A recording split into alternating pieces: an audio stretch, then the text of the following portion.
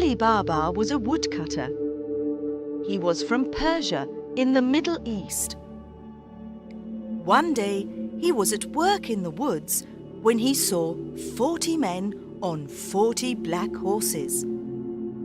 They stopped near a huge rock. They had 40 big, heavy brown sacks on their backs. Alibaba watched the men as they got off their horses.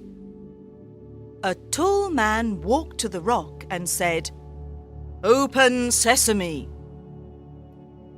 Alibaba looked and looked again. Something amazing happened. The rock opened. Behind the rock was a cave. The 40 men went into the cave with their sacks. Later, when the men came out of the cave, they didn't have their sacks. "Close sesame," said the tall man, and the rock closed. The 40 men got on their horses and went away. Alibaba went to the rock. "Open sesame," he said. The rock opened, and inside the cave there were hundreds of sacks and wooden boxes. Alibaba opened a sack and it was full of diamonds. He opened another sack and it was full of gold coins. He opened a box and it was full of silver. He opened another box and it was full of beautiful jewels. "These 40 men are thieves," thought Ali. "I'm going to take some of these coins home for my wife." He put some gold coins into his bag and went out of the cave.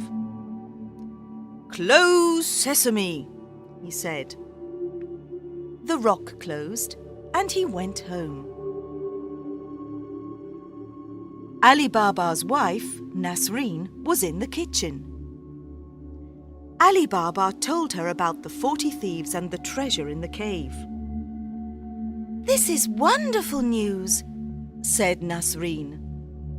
"Can we take more money and buy a new house and new clothes?" "Yes, but we mustn't tell anyone," said Ali. "The 40 thieves are very dangerous men." Ali's brother, Kasim, was outside the kitchen. He opened the door. "Tell me where the cave is," he shouted. "You must tell me, or I'm going to go and look for it myself." "No, don't do that," said Ali. "Go into the woods. There's a huge rock near the big baobab tree. The rock opens when you say, 'Open sesame,' and closes when you say, 'Close sesame.'" Kasim went to the rock.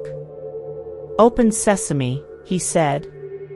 He went into the cave and the rock closed. "This is amazing," thought Kasim.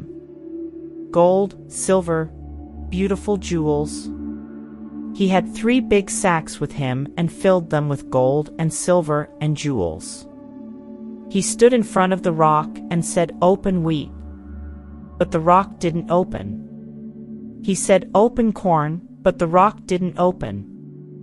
"Oh, what is the right word?" he thought. Kasim was angry. He couldn't remember the word. He sat down to think, but suddenly he heard horses. The 40 thieves were outside the cave. "Look! A horse! Someone's in our cave. He can't have our treasure. He must die," said the tall man. The next morning, Kasim's wife, Jila, went to Alibaba. "Kasim didn't come home last night. Do you know where he is?" she asked. Ali told Jila about the cave. Please go to the cave. The thieves are dangerous men. They'll kill him, she said. Ali went to the rock. It was closed, but he heard a noise. Qasim, are you there? He said. Yes, yes. I'm here. Help me. I'm hurt. Open sesame, said Alibaba, and the rock opened. Qasim was on the floor. He couldn't walk. The thieves said I must die, but I didn't die, he said. You didn't die, but you're hurt. Let's go home now, and the doctor can come to the house later tonight. The next afternoon, the thieves went back to the cave. He isn't here, said the tall man. We must find him. He was hurt. We must find the doctor who helped him. The tall man found the doctor's house. He was angry. Where's the man you helped yesterday? Where's his house? He asked. I don't know, said the doctor. It was dark and I couldn't see the road or the houses. Then take me to the house tonight when it's dark, said the tall man. The doctor took the tall man to Ali's house later that night, and the tall man painted a white cross on the door. Now I know where Qasim and his family live, he thought. They must all die. And I've got a plan. The tall man went to the market and bought 39 big oil pots. Put the pots on your horses, then hide inside them, he told the thieves. I'm going to Alibaba's house and you'll be in the pots. We'll kill them all tonight when they are asleep. That evening he went to Alibaba's house. Good evening. I'm an oil merchant from India and I'm very tired, he said. Have you got a room where I can sleep and a place for my horses? Of course. Welcome to my home, said Ali. Jila was in the kitchen with Nazreen. That man isn't Indian, he's Persian, said Jila. I don't like him. Let's go and look at the pots on his horses. They went out of the house into the garden. There were lots of stars in the sky and everything was very quiet. Suddenly they heard a man's voice. When are we going to kill Qasim and Alibaba and their wives? When they're asleep, said another voice. The women looked at the pots on the horses. 39 pots in their garden, 39 men in the pots, and 1 man in the house. The 40 thieves. Quickly, said Jila. Open the gate. Nazreen opened the gate.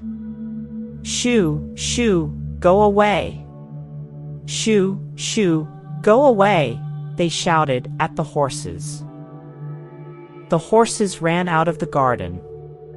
They ran and they ran and they ran. They ran into the desert and never came back.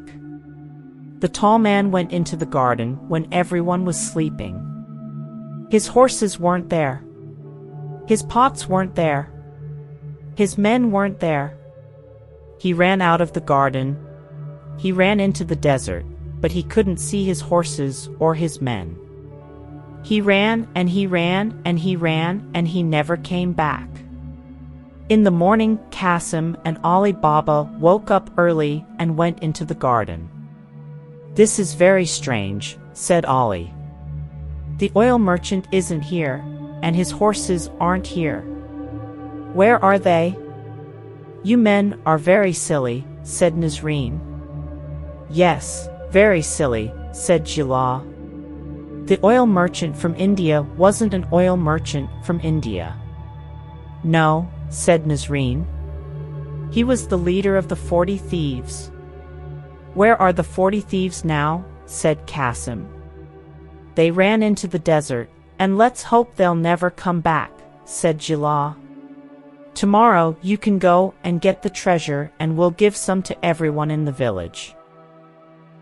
The next day, Qasim and Alibaba went back to the rock with 10 gray donkeys. Open wheat, said Qasim. No, silly. Don't you remember? It's not wheat. It's sesame, said Alibaba. Of course, the word is sesame. Open sesame, said Qasim. The rock opened and they put all the wooden boxes and sacks of treasure on the donkeys. Then they went back to the village and gave the treasure to the poor villagers. Thank you, Nazreen and Gila, said the villagers. You're very clever women.